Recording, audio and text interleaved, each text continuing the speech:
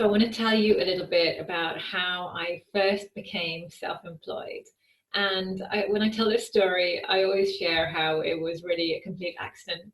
Because although I come from a family of entrepreneurs where almost everyone in my family is self-employed, I was considered to be the academic in the family when I was growing up. And I was always thought that I would always be working for someone else. And I followed that very, very accurately and became a university lecturer. So I actually became an academic and ran a degree program for 7 years. So I literally became what everyone expected me to do.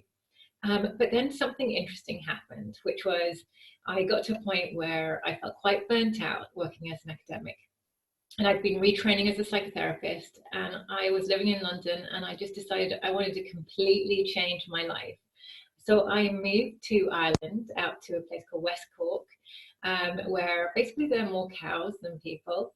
And it's just so beautiful, just 5 minutes from the beach, because I really wanted to be in the countryside. I wanted to experience being closer to nature. And I was only 28 years old, but I was feeling that real longing at that point for a sort of slower pace of lifestyle. I was longing for more countryside. I was longing to be in nature more. So I found myself in West Cork, this qualified university lecturer from London who taught fashion marketing, and I realised that there really weren't any jobs for fashion marketing lecturers. And so I thought, well, what am I going to do? And I felt to myself, well, I absolutely love the psychotherapy. I've been training in it for 4 years and qualified, and I knew that that's what I wanted to do. But again, with psychotherapy, there were no real jobs that I could get as a psychotherapist. If you're a psychotherapist, you have to start your own business in the majority of cases. So that's what I did. I ended up joining everyone else in my family, becoming self-employed, but it was completely by accident. And that was 15 years ago now. And I wanted to share about this story because becoming self-employed has given me so much freedom. And often when people talk about what being self-employed gives you, they talk about the ups and downs in your income. They talk about, the having to set your own work ethic, the maybe sometimes the long hours. They don't often talk about actually how being self-employed can really give you a lot of freedom and help you to create a lifestyle that you really love. And for me, that is exactly what I've experienced from being self-employed the last 15 years. And I've had 3 different businesses during that time. So things have come up. So like, for instance, right now, if you've had a child recently and you're thinking, actually, I would really like to be have more flexible working hours. I don't want to go back to work because I want to be able to work around my child and be there for my child. Or, maybe you've gone through some kind of a health crisis and you realize you just can't manage to commute anymore. You really want to be able to have more time for you and to take things at a pace that really honors yourself and your physical well-being. Then being self-employed can really work for you.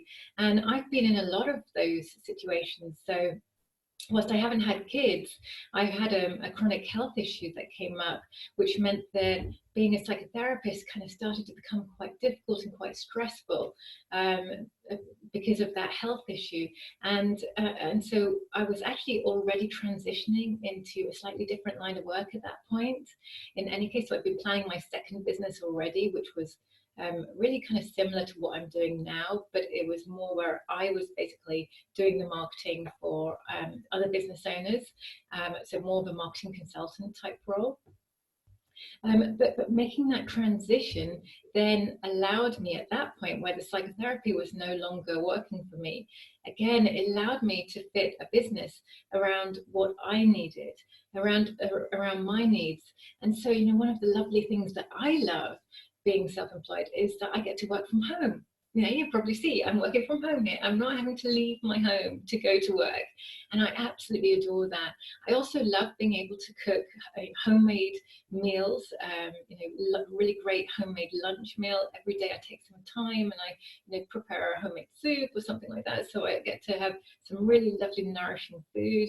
I have time to exercise. So a lot of those things fit around my work day, fit around my business. It gives me that freedom to be able to create the lifestyle I really love. So what I'd invite you to do right now is to think about the lifestyle that you really want. And if you're already in business, you can still do this. Just spend a bit of time thinking about what's your perfect day? What's your ideal lifestyle? What are the things that you love to do? If you had your ideal day, what would be the things that you would do? And then just see, how can your business fit around that for you? How can your business help you create the lifestyle that you really want? Okay, well, I hope you enjoy the exercise, and let me know what are the things that matter to you. Why did you start your business? I'd love to hear that. What is the kind of lifestyle that you really crave and want, and that your business is able to give you? Okay, bye for now, guys.